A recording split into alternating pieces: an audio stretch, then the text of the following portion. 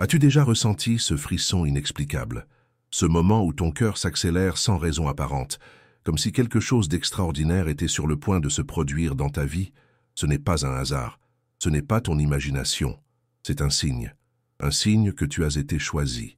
Imagine un instant, tu te réveilles un matin ordinaire, tu prépares ton café comme d'habitude, mais quelque chose est différent. Une sensation étrange t'envahit, comme si des yeux invisibles te regardaient, comme si une présence bienveillante t'enveloppait. Tu ressens ce frémissement au plus profond de ton être. C'est exactement ce dont je veux te parler aujourd'hui. Le monde change. L'obscurité semble gagner du terrain. Les nouvelles sont remplies de désespoir, de conflits, de souffrances. Mais au milieu de ce chaos, une lumière brille. Une lumière qui cherche ceux qui sont prêts à recevoir un don extraordinaire. Et cette lumière, mon ami, elle t'a trouvé. Tu n'es pas ici par hasard. Tu n'as pas trouvé cette vidéo par coïncidence. Tu as été guidé jusqu'ici, jusqu'à ce moment précis, pour entendre ce message qui va transformer ta vie pour toujours, parce que tu fais partie des élus. Les élus. Ce mot résonne-t-il en toi? Sens-tu cette vérité réveiller quelque chose dans ton âme? Depuis la nuit des temps, Dieu a choisi certaines personnes pour porter sa lumière dans le monde. Abraham, Moïse, David, les prophètes, les apôtres. Ils étaient des hommes et des femmes ordinaires, avec leurs doutes, leurs faiblesses, leurs peurs, comme toi, comme moi. Mais ils ont été choisis pour une mission divine. Et aujourd'hui, en ce moment historique où l'humanité se trouve à un carrefour, Dieu appelle une nouvelle génération d'élus. Des personnes qui recevront un pouvoir spécial, directement des mains de Jésus. Un pouvoir qui n'est pas de ce monde. Un pouvoir qui transcende la compréhension humaine. Un pouvoir qui transformera non seulement ta vie, mais aussi celle de tous ceux qui t'entourent. Tu te demandes peut-être pourquoi moi? Qu'ai-je fait pour mériter cette grâce? La vérité, c'est que Dieu ne choisit pas les qualifiés. Il qualifie ceux qu'il choisit. Il voit au-delà de tes erreurs, au-delà de tes échecs, au-delà de tes limites. Il voit ton cœur. Il voit ta soif de vérité. Il voit ton désir profond de vivre une vie qui a du sens. Laisse-moi te raconter l'histoire de Marie, une femme comme toi, qui doutait de sa valeur, qui se sentait invisible aux yeux du monde. Elle traversait une période difficile de sa vie, un divorce douloureux, des problèmes financiers, la solitude. Elle se demandait si Dieu l'avait oubliée. Un soir, désespérée, elle a crié vers le ciel, « Seigneur, si tu existes vraiment, montre-moi un signe. » Cette nuit-là, Marie a fait un rêve. Elle se trouvait dans un jardin baigné de lumière, et devant elle se tenait Jésus. Ses yeux étaient remplis d'un amour qu'elle n'avait jamais connu. Il a tendu ses mains vers elle, et dans ses paumes, elle a vu une lumière éblouissante. « Ceci est pour toi, lui a-t-il dit, un pouvoir qui vient du ciel. Utilise-le pour guérir les cœurs brisés. » À son réveil, Marie a ressenti une paix indescriptible. Quelque chose avait changé en elle. Dans les jours qui ont suivi, elle a commencé à remarquer que ses paroles avaient un impact différent sur les autres. Quand elle parlait, les gens l'écoutaient vraiment.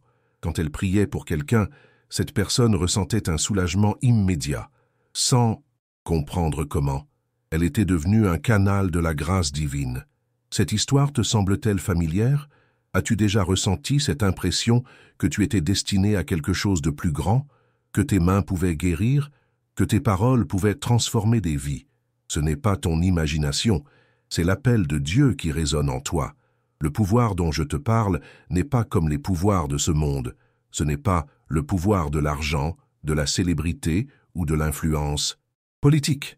C'est un pouvoir divin, le pouvoir de l'amour inconditionnel, le pouvoir de la compassion qui guérit, le pouvoir de la foi qui déplace les montagnes, le pouvoir de l'espérance qui illumine les ténèbres les plus profondes.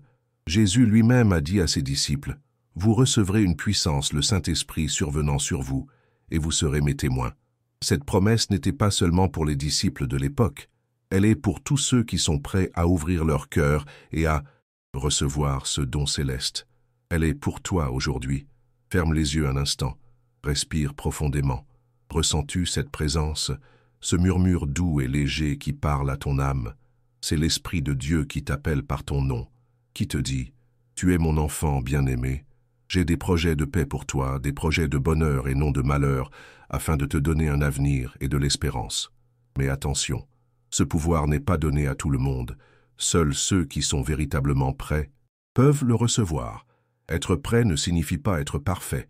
Cela signifie être humble, reconnaître que sans Dieu, nous ne sommes que poussière, que notre force vient de lui seul, que nos talents et nos capacités sont des dons à mettre au service des autres.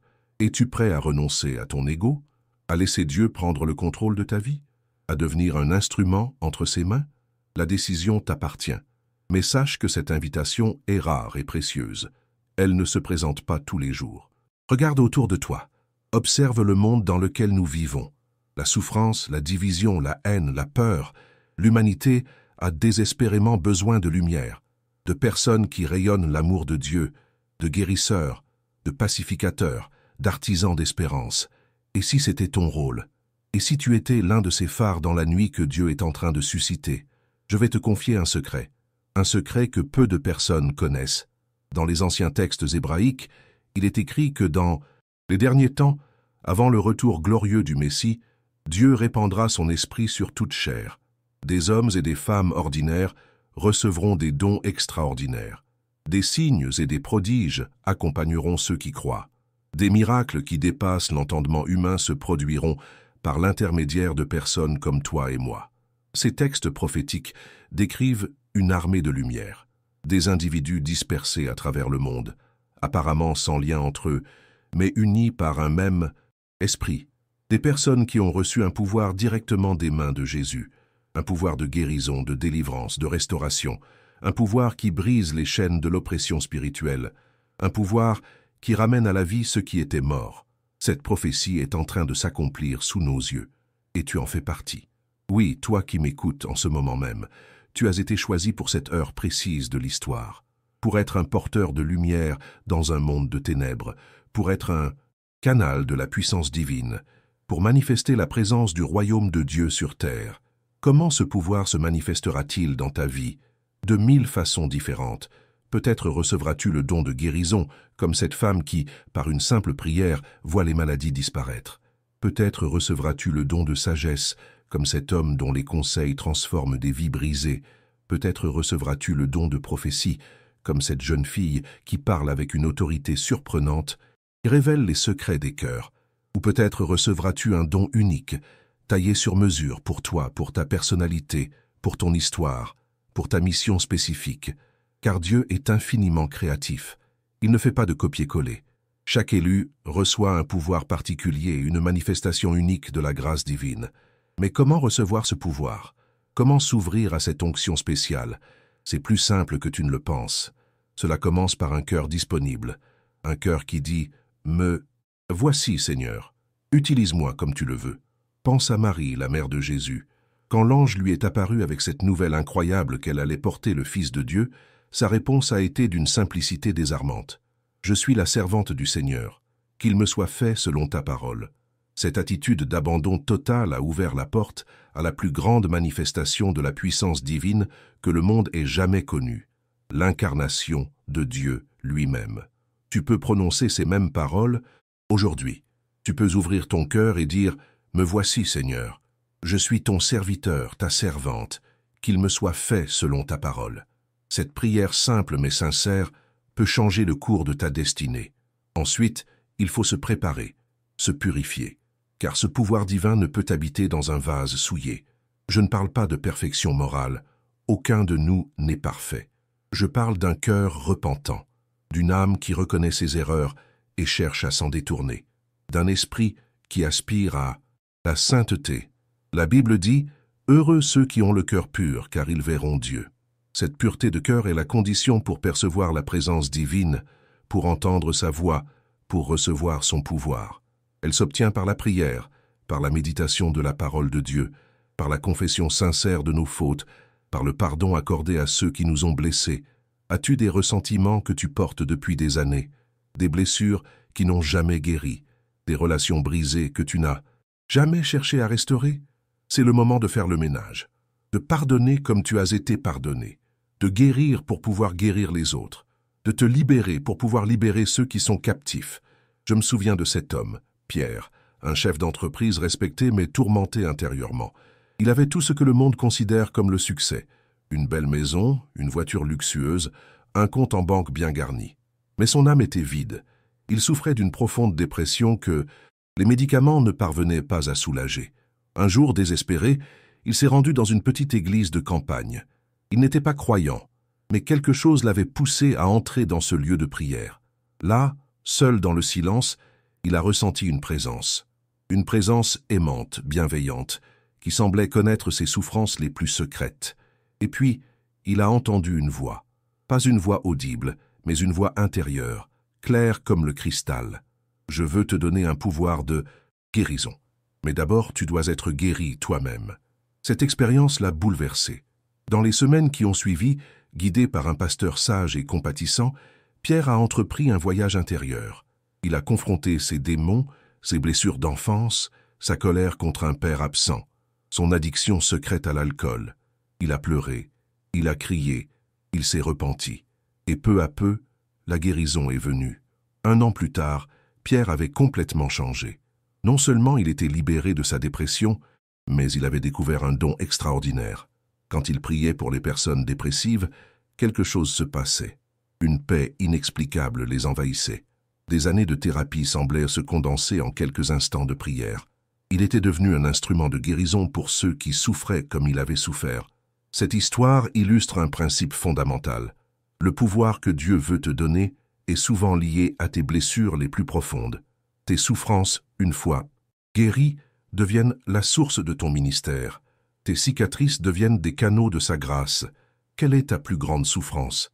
Quelle est cette blessure que tu caches au monde, peut-être même à toi-même? C'est précisément là que Dieu veut manifester son pouvoir de guérison. Non seulement pour te libérer, mais pour faire de toi un libérateur. Maintenant, laisse-moi te parler du signe. Car Dieu ne fait rien sans d'abord le révéler à ses serviteurs, les prophètes. Il y a un signe qui annonce cette effusion de pouvoir divin dans ta vie. Un signe que beaucoup manquent parce qu'ils cherchent quelque chose de spectaculaire, d'extraordinaire, alors que Dieu parle souvent dans le murmure d'une brise légère. Ce signe, c'est une faim spirituelle intense, une soif inexplicable de Dieu, de sa présence, de sa parole. Tu te surprends à penser à lui à des moments inattendus de la journée. Tu ressens le besoin de prier plus que d'habitude. Les passages bibliques que tu as lus des dizaines de fois prennent soudain une nouvelle dimension, comme si un voile se levait et te permettait de voir des vérités cachées. Reconnais-tu ce signe dans ta vie? Cette faim qui ne peut être satisfaite par rien de ce que le monde offre? Cette soif que ni le succès, ni les plaisirs, ni les distractions ne peuvent étancher? C'est l'Esprit de Dieu qui t'attire, qui te prépare à recevoir ce pouvoir extraordinaire. Un autre signe est l'épreuve. Oui, l'épreuve. Car avant de recevoir un grand pouvoir, Dieu permet souvent une grande épreuve. Non pas pour te punir, mais pour te préparer, pour t'affiner comme on affine l'or dans le creuset, pour te dépouiller de tout ce qui pourrait faire obstacle à cette onction divine. Traverses-tu actuellement une période difficile, une tempête inattendue dans ta vie personnelle, professionnelle, familiale? Ne désespère pas. C'est peut-être le signe que tu es à la veille de recevoir un pouvoir extraordinaire, que Dieu te prépare pour une mission spéciale, qu'il forge en toi le caractère nécessaire pour porter cette onction sans en être écrasé. Joseph a dû passer par la prison avant de gouverner l'Égypte. David a dû fuir dans le désert avant de monter sur le trône. Paul a dû être aveuglé sur le chemin de Damas avant de devenir l'apôtre des nations. L'épreuve précède toujours l'élévation. La croix précède toujours la couronne. Et puis, il y a le signe de la solitude. Une étrange sensation d'être différent, de ne pas vraiment appartenir à ce monde. Comme si tu étais un étranger ici-bas, un pèlerin en route vers une patrie céleste. Tu te sens parfois incompris, même par tes proches. Tu as des pensées, des aspirations, des rêves que tu peines à partager parce qu'ils semblent trop différents. Cette solitude n'est pas un hasard. Elle fait partie du processus. Elle te sépare pour la mission divine. Elle crée en toi un espace intérieur où Dieu peut déposer son onction spéciale. Elle t'apprend à dépendre de lui seul, et non de l'approbation des hommes. Moïse a passé 40 ans dans le désert, seul avec ses troupeaux, avant de recevoir l'appel au buisson ardent. Élie s'est retiré près du torrent de Kérit, nourri par les corbeaux, avant de confronter les prophètes de Baal. Jean-Baptiste a grandi dans les lieux déserts, avant de préparer le chemin du Seigneur. La solitude est le creuset où Dieu forge ses élus. Si tu reconnais ces signes dans ta vie, cette faim spirituelle, cette épreuve purificatrice, cette solitude mystérieuse, réjouis-toi. Tu es sur le point de recevoir un pouvoir directement des mains de Jésus, un pouvoir qui transformera non seulement ta vie, mais aussi celle de tous ceux que tu rencontreras. Mais attention, ce pouvoir n'est pas donné pour ta gloire personnelle. Il n'est pas destiné à nourrir ton ego ou à te procurer une reconnaissance humaine. Il est donné pour servir, pour guérir, pour restaurer, pour manifester la compassion de Christ dans un monde brisé, pour être ses mains, ses pieds, sa voix, auprès de ceux qui souffrent. L'histoire est remplie d'hommes et de femmes qui ont reçu un pouvoir divin mais l'ont perdu parce qu'ils en ont fait mauvais usage. Ils ont commencé à s'attribuer la gloire qui revenait à Dieu seul. Ils ont utilisé ce don pour leur propre bénéfice. Ils sont tombés dans le piège de l'orgueil spirituel, la plus subtile et la plus dangereuse des tentations. N'oublie jamais, ce pouvoir ne t'appartient pas. Tu n'en es que le dépositaire, le canal, l'intendant fidèle. Il vient de Dieu et doit retourner à Dieu sous forme de service humble et désintéressé. Jésus lui-même, qui possédait toute la puissance divine, s'est abaissé jusqu'à laver les pieds de ses disciples. Il a dit « Le Fils de l'homme n'est pas venu pour être servi, mais pour servir et donner sa vie en rançon pour beaucoup. » C'est cet esprit de service qui doit t'animer lorsque tu recevras ce pouvoir spécial. Imagine un instant. Imagine que tes mains deviennent des instruments de guérison, que tes paroles portent une autorité spirituelle qui brise les chaînes de l'oppression, que ta simple présence apporte la paix dans les situations conflictuelles, que ton regard plein d'amour restaure la dignité des brisés et des marginalisés. Imagine que partout où tu passes, l'atmosphère change, la peur recule, l'espérance s'éveille, la vie jaillit là où régnait la mort. C'est ce que signifie être un porteur de la présence divine. C'est ce que signifie avoir reçu un pouvoir directement des mains de Jésus. Ce n'est pas de la science-fiction. Ce n'est pas un rêve inaccessible, c'est la réalité vécue par d'innombrables croyants à travers l'histoire et encore aujourd'hui.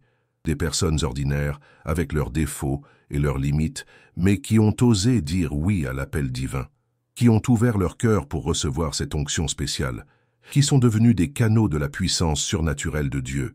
Je pense à cette infirmière qui prie silencieusement pour ses patients tout en leur prodiguant des soins médicaux, et qui voit des guérisons inexplicables se produire régulièrement dans son service.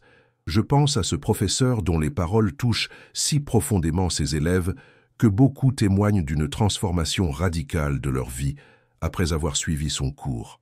Je pense à cette mère de famille qui, par sa simple présence aimante et sa prière fidèle, a vu son mari alcoolique libéré de son addiction, ses enfants rebelles revenir à la foi, son quartier difficile transformé en communauté solidaire. Ces personnes n'ont rien d'extraordinaire en apparence.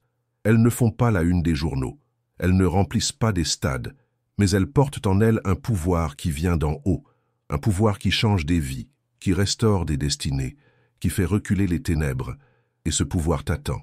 Oui, toi qui peut-être te sens insignifiant, ordinaire, limité, toi qui portes des blessures, des échecs, des regrets, toi qui doutes parfois que Dieu puisse vraiment t'utiliser. C'est précisément toi qui l'as choisi, car sa puissance s'accomplit dans la faiblesse.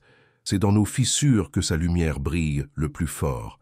C'est à travers nos blessures guéries que sa compassion touche les autres.